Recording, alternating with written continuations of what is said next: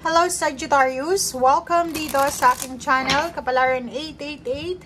Welcome guys! Alamin natin kung anong messages, vibration, gabay, energy para sa inyong lahat. Ito ay general reading. Alamin natin guys kung ano yung next 3 months, February, March, April, Sagittarius. Okay.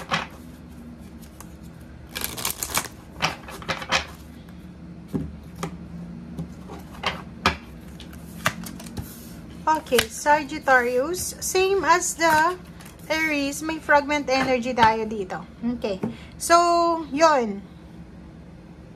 Nakikita ko siya dito, Sagittarius, na siguro sa present situation mo, or pwedeng for the last few months, merong mga issues na nangyayari sa buhay pamilya mo. Relationship, or sa buhay pamilya. Meron ditong victim mentality eh. So, ibig sabihin yan, may Sagittarius dito na pakaramdam nila hindi umuusad yung buhay nila, 'di ba? Like yung iba sa inyo, yung 2023 ay sobrang hirap ng buhay nito sa inyo eh.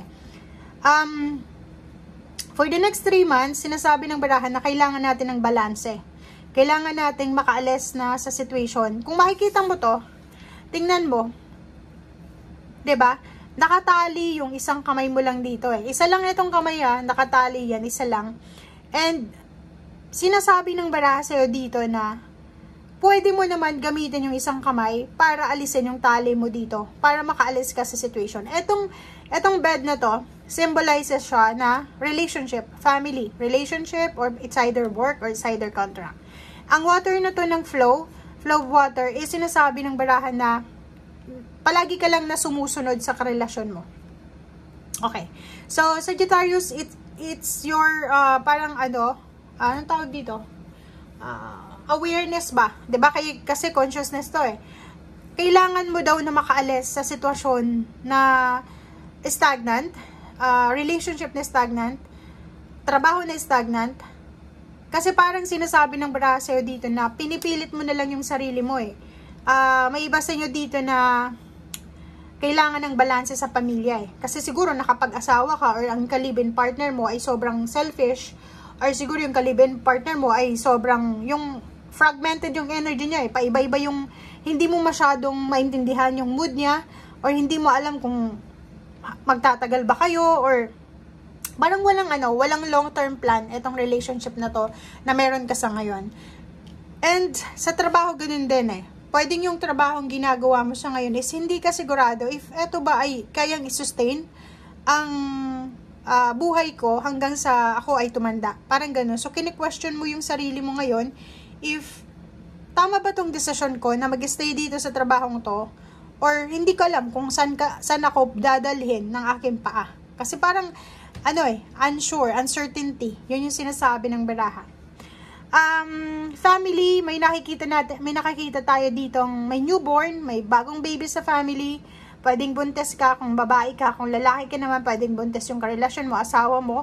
Or sinasabi ng baraha sa'yo na if may mga anak ka, kailangan mong bigyan ng pansin, Sagittarius yung anak mo. Okay? Kailangan nila ng atensyon. Kasi parang sinasabi ng baraha, dahil sa sobrang focus mo dito sa stagnation, hindi mo na nabibigyan ng pansin ang iyong mga anak. Kung may anak ka. Kung wala ka namang anak, family, parents. Okay? Preoccupied ka sa mga issues ng relationship mo.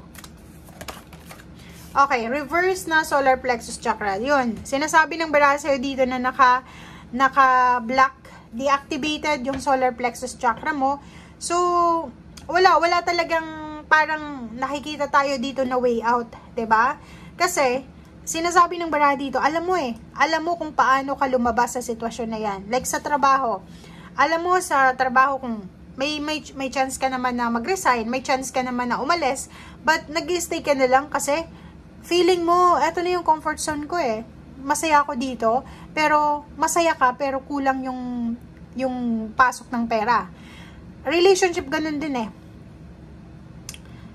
Parang etong karelasyon mo ngayon, ang worst pa neto, may ibang Sagittarius na yung karelasyon nila, nararamdaman nila na hindi naman talaga yung sobrang pagmamahal yung nararamdaman sa kanila. Parang pinipilit lang nila ito na relationship na mag-work. I hope na makuha mo yung energy. Kasi kung makikita mo dito, kawawa ka. Parang ganun. Kawawa ka sa relationship na to or kawawa ka dito sa trabahong to. Okay? So, comment down below. So, yung 3 months mo na yan, February, March, April, yan yung decision making para makaalis ka sa stagnation or para makaalis ka sa victim mentality or dun sa mga self-imposed restrictions. Kasi minsan tayo din naman yung gumagawa ng restrictions ng stagnation. Etong magician, sinasabi na may iba sa inyo natatakot na umalis sa business or sa trabaho, sa career, sa company kasi iniisip nila hindi sila magaling. Iniisip nila kulang sila sa requirements, sa kung ano pa man. Ba't nagkakamali ka dyan? Kasi etong magician sinasabi na walang mali sa'yo magaling ka. Sa lahat ng zodiac signs, yung Sagittarius, sila yung pinaka-madiskarte. Sagittarius and Cancer. But, ang problema lang sa Sagittarius is masyado silang nakafocus sa relationship. Yun yung pinaka parang focus nila Kung pag-uusapan yung relationship and career, mas pipiliin nila yung relationship. Parang ganun yung sinasabi ng baraha. Okay. So, yun. Impress and then, relationship, ganun pa rin. Sinasabi ng baraha sa'yo na may mga posibleng darating sa buhay mo para tulungan ka sa problema emosyonal, tulungan ka sa problema financial, and take care of your body. Take care of your mental health. Ang una dito, Sagittarius, makinig kayo Ang una dito, February, March, April, alagaan mo ang katawang lupa mo. Physical body. Mental health. Mental. Kasi dito, pag pinagpatuloy mo yan na overthinking mo, stress na yan, madidepress ka talaga. So, alagaan mo yung sarili mo. Take care of your body. Take care of your health. Take care of your children. If may children ka, take care of your family, your parents. And sinasabi ng baraha dyan sa'yo na gawin mo kung ano yung nararapat diba? 7 of Wands.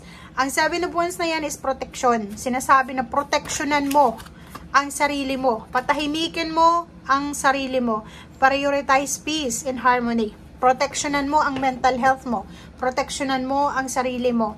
Protectionan mo kung ano ang kailangan protectionan sa buhay mo. Kasi sinasabi ng baraha sa'yo dito may kailangan kang protectionan.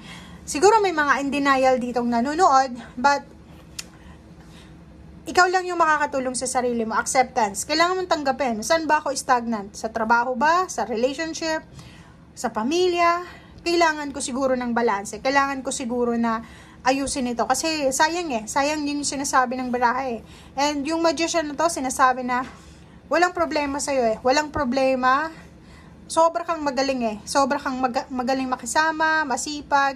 Pero once na nagkaroon ka ng problema sa relationship, wala nawawala yung focus mo and yung attention. So, yun ang kailangan mo sa ngayon. Protection para sa sarili mo. Self-love. Okay? Thank you guys. Bye!